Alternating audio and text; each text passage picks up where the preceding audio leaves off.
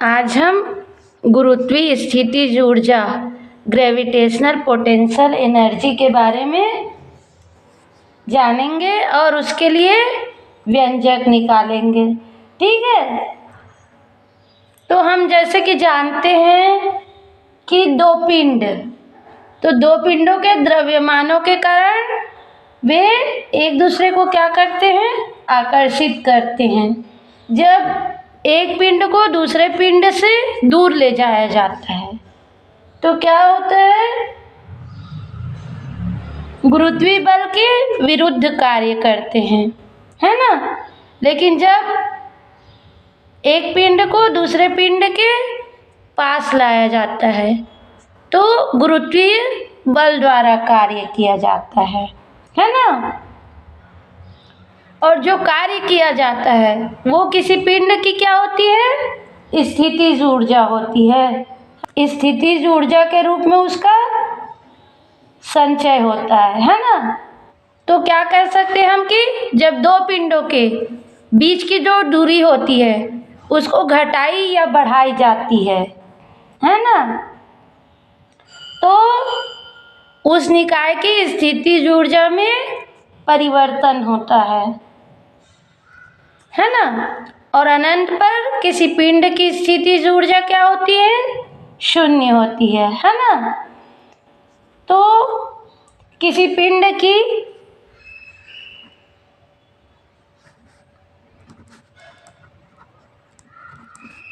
पिंड को अनंत से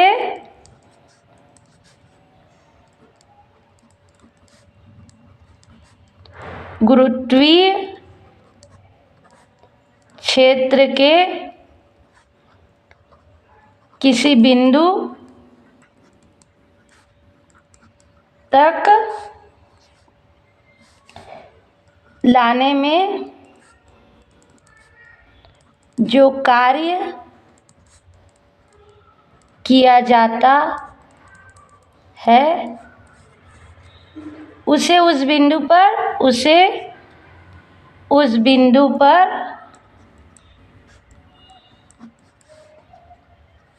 पिंड की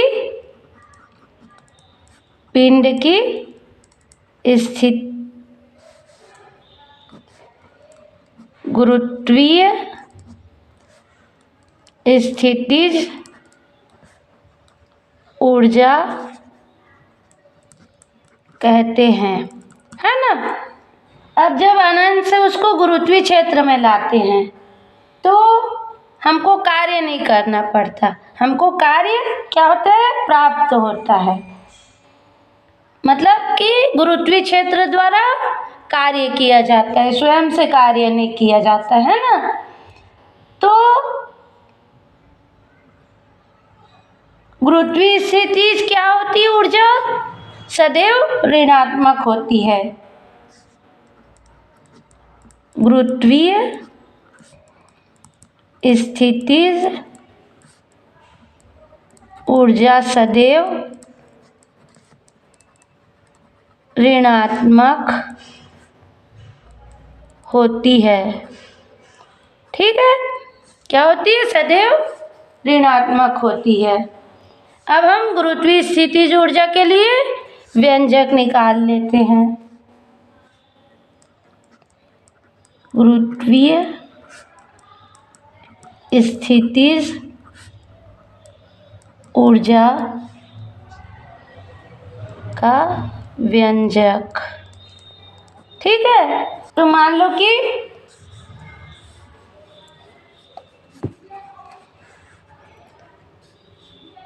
ये पृथ्वी जिसका द्रव्यमान क्या है, m है, और इसकी त्रिज्या क्या है, इसकी त्रिज्या है r, कैपिटल R। ठीक है, अब बिंदु इसे मान लेते हैं O।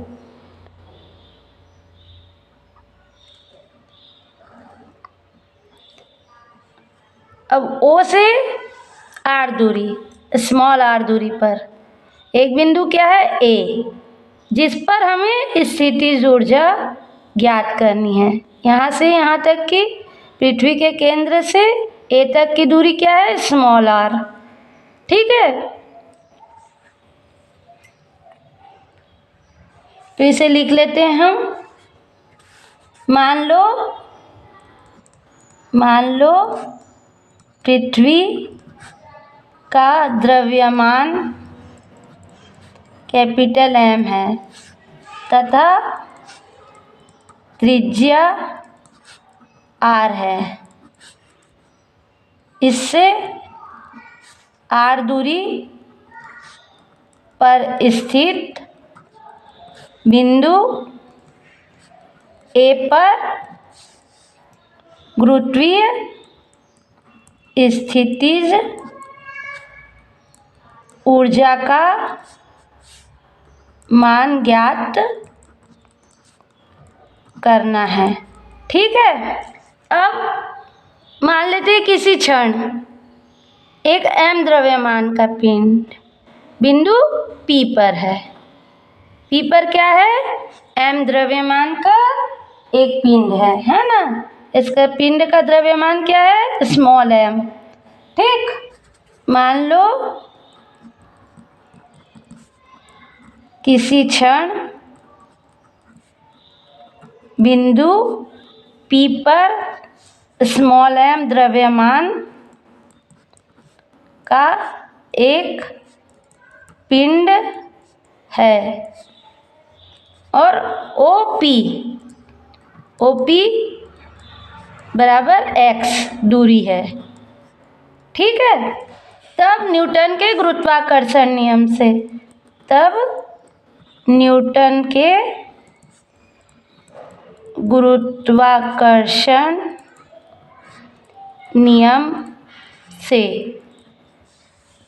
न्यूटन का गुरुत्वाकर्षण नियम हम पहले पढ़े हैं ना।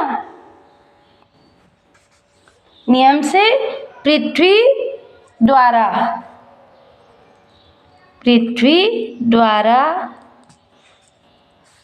M द्रव्यमान के पिंड पर आरोपित बल क्या होगा, आरोपित बल होगा F बराबर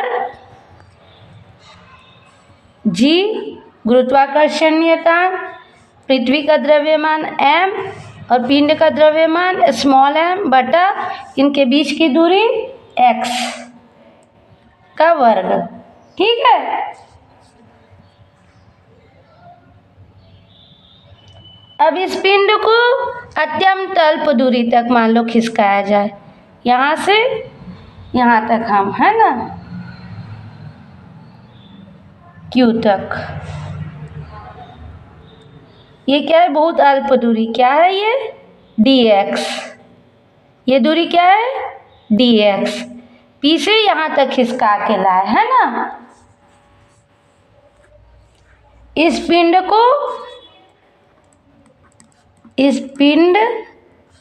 को अल्प दूरी dx क्या है, PQ तक चलाने में किया गया कार्य क्या होगा, W equal to F into dx। पहले पढ़े हैं ना, तो F की जगह हम लिख दिए Gm स्मॉल m बटा x स्क्वायर और dx, है ना। इस पिंड को अनंत से r दूरी तक ला लिए, अतः पिंड को अनंत से r दूरी तक ले जाने में किया गया कार्य क्या होगा, W किया गया कार्य W बराबर अनंत से, मतलब इन्फिनिटी से हम कहाँ तक ले जा रहे हैं, R तक। ठीक है, तो समाकलन की लिमिट क्या होगी? Infinity to r G M m upon x square d x. ठीक है, तो जी एम क्या है? कांस्टेंट है ना, और स्मॉल एम भी कांस्टेंट है, तो इसे हम बाहर निकाल लेंगे। ठीक, तो ये अंदर रहेगा infinity to r integration of infinity to r 1/x square d x. ठीक, अब इसका समाकलन कर दिए तो ये आ गया जी एम एम, इसको ऊपर ले गए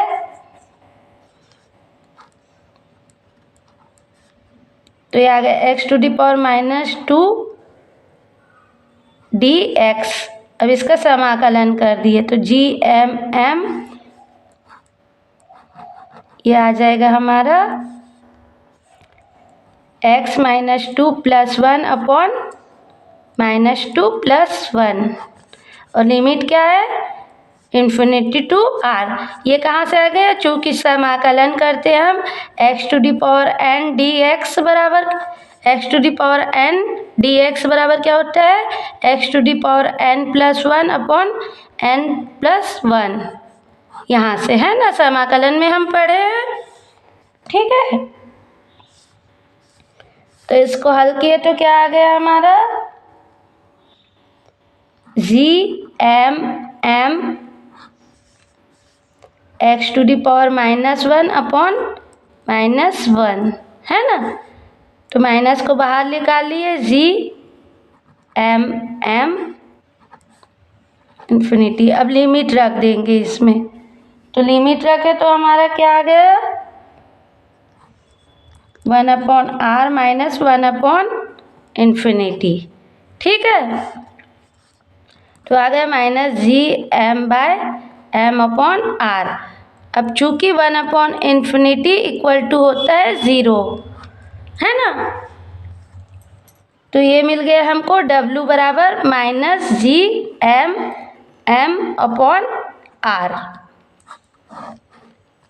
और जो कार्य किया जाता है वही क्या होती है? गुरुत्वीय स्थितिज ऊर्जा। इस प्रकार हम क्या कह सकते हैं? इस प्रकार पृथ्वी के केंद्र से r दूरी पर m द्रव्यमान के पिंड की गुरुत्वीय स्थितिज ऊर्जा U बराबर Gm/r।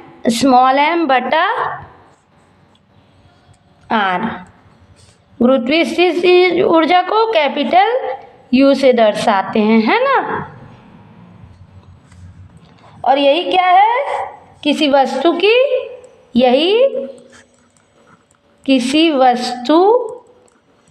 की गुरुत्वीय स्थितिज ऊर्जा का, यही किसी वस्तु के गुरुत्वीय स्थितिज ऊर्जा का व्यंजक है। ठीक है, और ऋण, यहाँ पर जो ऋण चिन्ह है वो क्या बताता है कि जो पृथ्वी द्वारा आरोपित आकर्षण बल होता है उसके कारण ही स्थितिज ऊर्जा होती है। ठीक है, मान लो केस, फर्स्ट केस हुआ, ज्यो इसे दे देते हम इक्वेशन नंबर 1। ठीक है, अब ज्यो r का मान बढ़ता है तो जो गुरुत्वीय स्थितिज ऊर्जा त्यों गुरुत्वीय स्थितिज ऊर्जा कम होती है। सॉरी गुरुत्वीय स्थितिज ऊर्जा बढ़ती है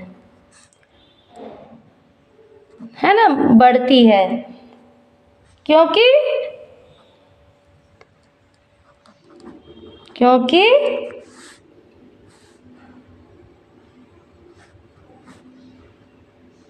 यह कम ऋणात्मक होने लगता है। ठीक है,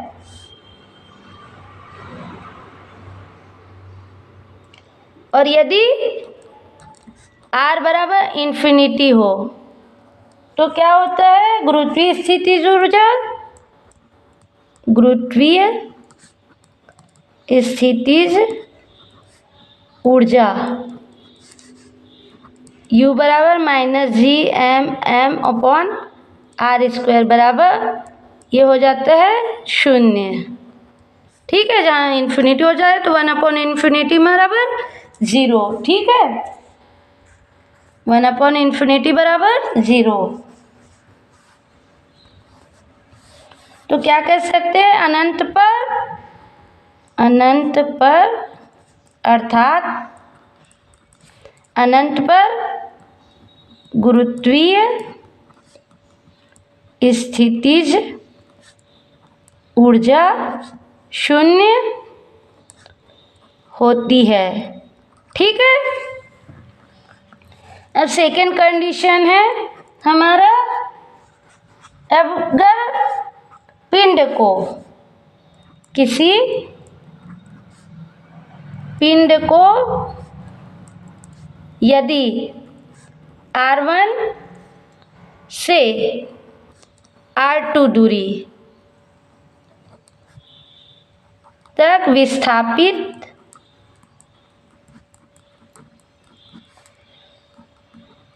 किया जाए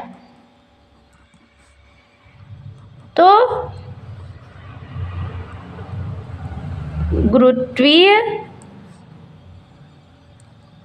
स्थितिज ऊर्जा में परिवर्तन, क्या परिवर्तन होगा? गुरुत्वीय स्थितिज ऊर्जा में सूक्ष्म परिवर्तन डेल U बराबर Gm/m/r1 माइनस, यहाँ भी माइनस है ना, Gm/m/r2। ठीक है, सॉरी यहाँ r2 यहाँ r1। ठीक, माइनस Gm/r2 माइनस Gm/r1। तो ये क्या आ जाएगा? माइनस Gm/r2 और ये माइनस, और यहाँ जो माइनस है ये क्या हो जाएगा? Plus Gm/r1।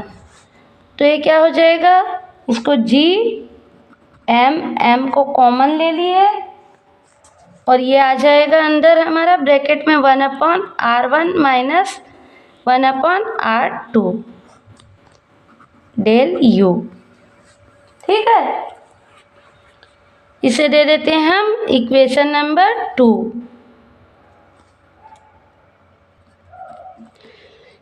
ठीक है,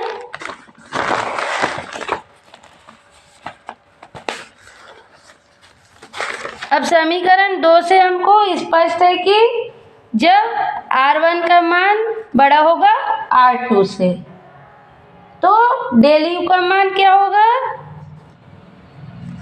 ऋणात्मक। ठीक है, समीकरण 2 से स्पष्ट है यदि r1 बड़ा है r2 से तो डेल U का मान ऋणात्मक प्राप्त होगा। ठीक है।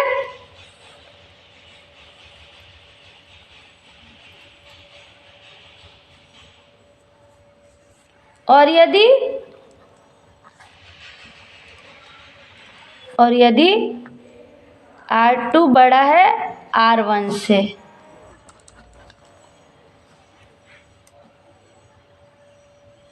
मतलब जब पिंड को नजदीक लाया जाता है ना, तो गुरुत्वीय स्थितिज ऊर्जा, और यदि R2 R1 से, R2 बड़ा है R1 से, तो धनात्मक होगी। मतलब हम क्या कह सकते हैं कि जब पिंड को पृथ्वी के नजदीक लाया जाता है तो उसकी स्थितिज ऊर्जा घटने लगती है, और दूर ले जाया जाता है तो उसकी स्थितिज ऊर्जा बढ़ने लगती है। ठीक है। थर्ड है,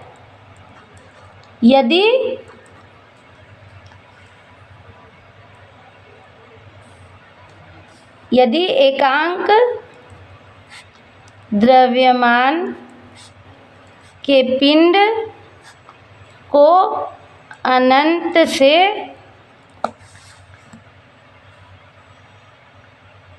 गुरुत्वीय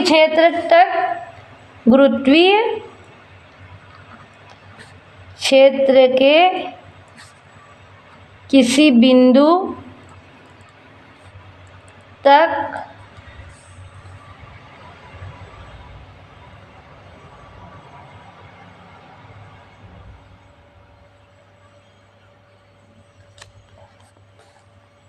लाएं तो किए गए कुल कार्य को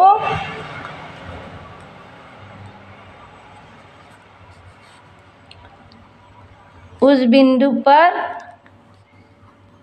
गुरुत्वीय विभव कहते हैं।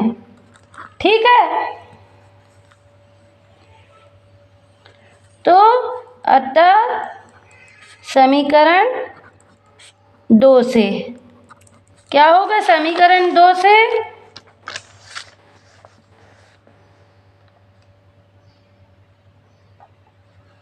द्रव्यमान क्या हो गया? 1 है ना, और R1 क्या है? इन्फिनिटी, और R2 बराबर R रखने पर, अतः समीकरण में m बराबर 1, R 1 बराबर इन्फिनिटी, और R2 बराबर R। तो समीकरण 2 कैसे हो जाएगा? Del U equal to GM into 1 R1 की जगह 1 upon infinity minus 1 upon R। ठीक है। तो ये क्या आ जाएगा?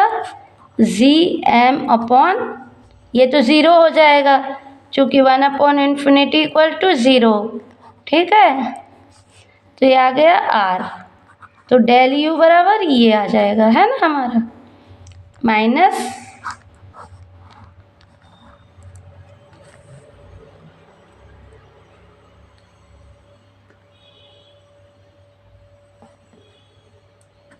अर्थात हम क्या कह सकते हैं? अर्थात पृथ्वी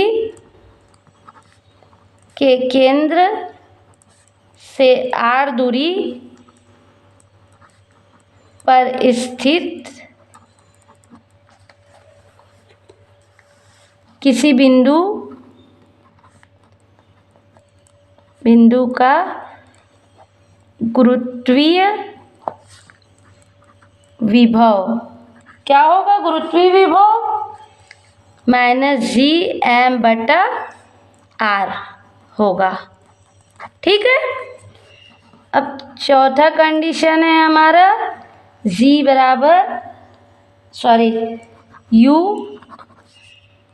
बराबर -gm बटा क्या होता है?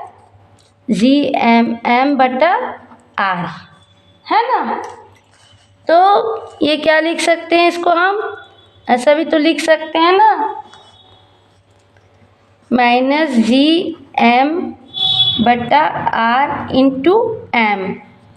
ठीक है। तो ये जो क्या हो जाएगा? गुरुत्वीय विभव है ना, हम अभी बोले ना यहाँ से गुरुत्वीय विभव, तो इसे क्या लिख सकते हैं हम? m - m v है ना। v क्या है? v बराबर गुरुत्वीय विभव। ठीक। तो हम क्या कह सकते हैं कि जो स्थितिज ऊर्जा है वह क्या होगा? पिंड के द्रव्यमान और गुरुत्वीय विभव के बराबर होगा। स्थितिज ऊर्जा U बराबर पिंड का द्रव्यमान गुणित गुरुत्वीय विभव, इनके ऋणात्मक मान के बराबर होगा, है ना। अब पांचवा कंडीशन है हमारा पिंड के तल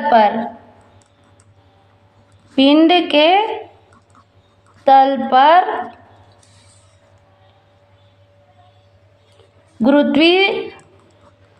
गुरुत्वीय स्थितिज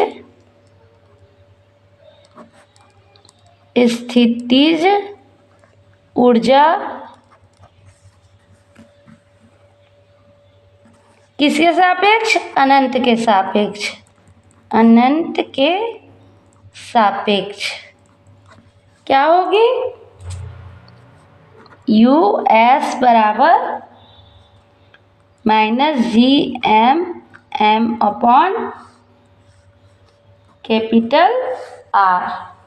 ठीक है। अब पृथ्वी तल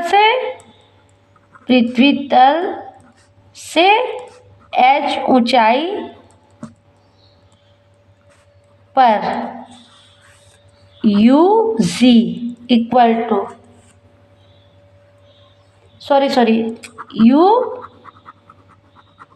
UH, पृथ्वी तल से h ऊंचाई पर UH बराबर क्या हो जाएगा? gm/r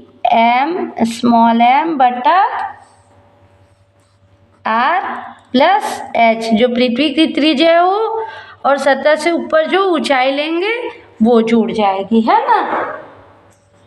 तो ये हो जाएगी। ठीक है। अब पृथ्वी तल के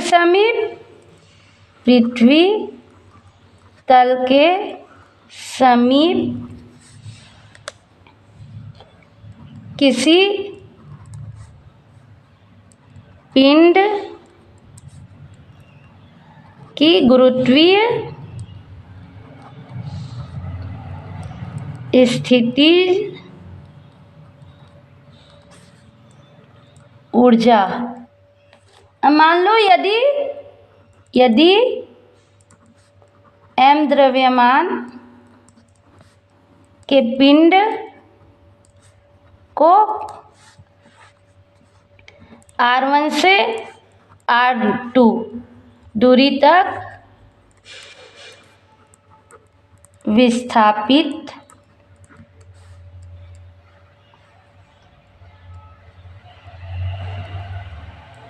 किया जाए तो उसकी गुरुत्वीय स्थितिज ऊर्जा में क्या होगी? अभी देखे ना, वृद्धि होगी। तो उसके गुरुत्वीय स्थितिज ऊर्जा में वृद्धि होगी। ठीक है, तो del u equal to minus G M m upon R2 minus G M m upon R1। ठीक है, तो ये क्या आ गया हमारा जी एम एम 1/R1 बटा 1/R2। ठीक है, अब इसे दे देते हैं इक्वेशन नंबर 1। ठीक है, मान लो अब ये क्या है, पृथ्वी है। ठीक है, जिसका द्रव्यमान क्या है m, त्रिज्या क्या है, ये क्या है, पृथ्वी का केंद्र है, त्रिज्या है r। अब एक पिंड यहाँ पर है m द्रव्यमान का, तो पृथ्वी के सतह से यहाँ तक की ऊंचाई क्या है h। ठीक है,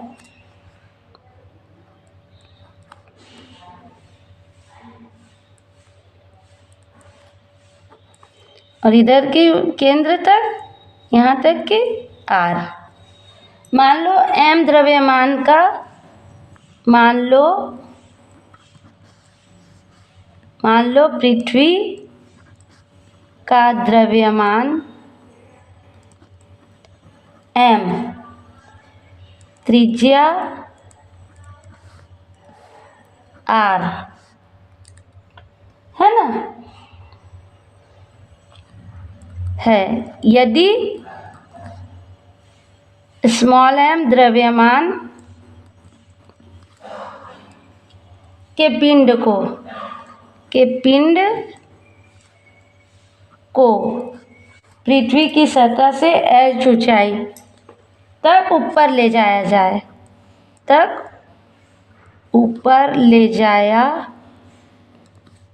जाए, तो क्या होगा, तो स्मॉल r बराबर r मान लिए, है ना, स्मॉल r बराबर r मान लिए, और तथा R2 बराबर क्या हो गया, जो r है वो, और जो हाइट लिए r प्लस h। ठीक है, तो इसका मान समीकरण 1 में मान रखने पर, ये क्या है हमारा समीकरण 1 है ना, इसमें मान रख देंगे, तो ये क्या आ जाएगा, डेल यू बराबर G M m 1/R minus 1/R plus h। ठीक है, तो ये क्या हो जाएगा हमारा जी एम एम, इसका लघुत्तम निकाल लिए, तो ये आ जाएगा हमारा r प्लस h,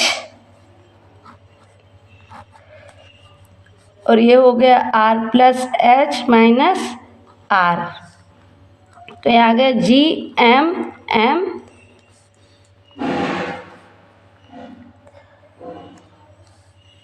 इसको हल किए तो ये क्या आ गया हमारा h/r r प्लस h। ठीक है, तो इसे हम क्या लिख सकते हैं, जी एम एम अपॉन, यहाँ आर स्क्वायर कॉमन निकालिए तो इसको अंदर लिख सकते हैं M h upon 1 plus h/r। ठीक है, यहाँ r से भाग दे दिए हैं ना ऊपर नीचे, बट किंतु क्या होता है, g बराबर गुरुत्वीय त्वरण बराबर जी एम एम बटा r स्क्वायर। पृथ्वी तल पर गुरुत्वीय त्वरण ठीक है। तो डेल यू बराबर क्या हो जाएगा, इसको लिख सकते हैं हम small g M h upon 1+h/r। ठीक है, या इसको हम क्या लिख सकते हैं, या डेल यू बराबर mgh अपॉन 1+h/r। ठीक है, और इसे दे सकते हैं हम इक्वेशन नंबर 2। ठीक है, अब h का मान r की तुलना में नगण्य हो, यदि h का मान r की तुलना में नगण्य हो, मतलब अर्थात h छोटा हो r से, बहुत छोटा है ना, हो तो क्या होगा, ये पूरा एकदम सूक्ष्म होगा, जिसे हम नेग्लेक्ट भी कर सकते हैं, हटा सकते हैं ना। तो हमको क्या होगा, डेल यू बराबर mgh प्राप्त होगा। ठीक है, मतलब m द्रव्यमान के पिंड को पृथ्वी की सतह से h ऊंचाई तक ले जाने में उसकी स्थितिज ऊर्जा में mgh की वृद्धि हो जाती है। अतः m द्रव्यमान के पिंड को पृथ्वी की सतह से h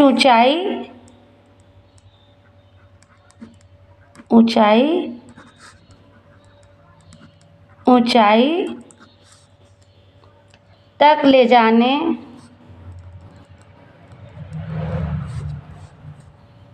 से उसकी स्थितिज ऊर्जा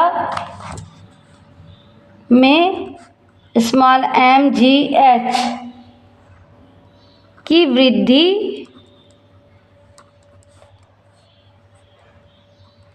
हो जाती है। ठीक है, सामान्यतः क्या होता है, पृथ्वी की सतह पर पिंड के गुरुत्वीय स्थितिज ऊर्जा को शून्य मान लिया जाता है। सामान्यतः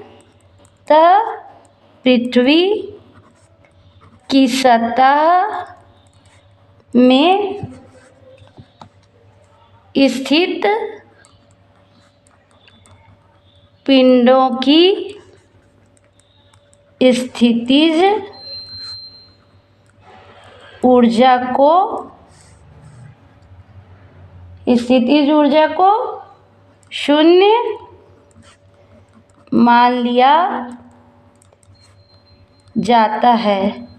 ठीक है, इस प्रकार h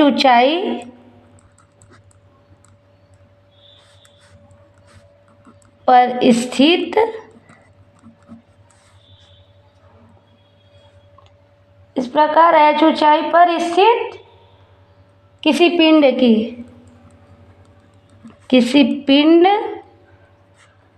की स्थितिज ऊर्जा U बराबर mgh होती है।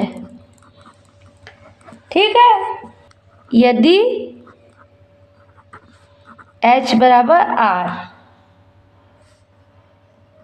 हो तो इक्वेशन 2 से क्या होगा, इक्वेशन 2 से यहाँ पर h की जगह r लिख लेते हैं ना, डेल u बराबर mgh की जगह r ठीक है, 1/r/, तो ये क्या आ जाएगा 1/2 mg/r। ठीक, तो हम क्या कह सकते हैं, अतः m द्रव्यमान के पिंड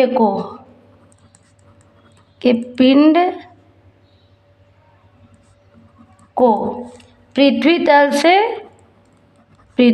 तल से r ऊंचाई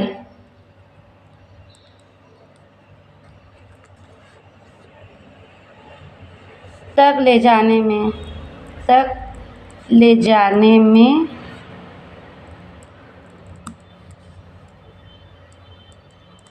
उसकी स्थितिज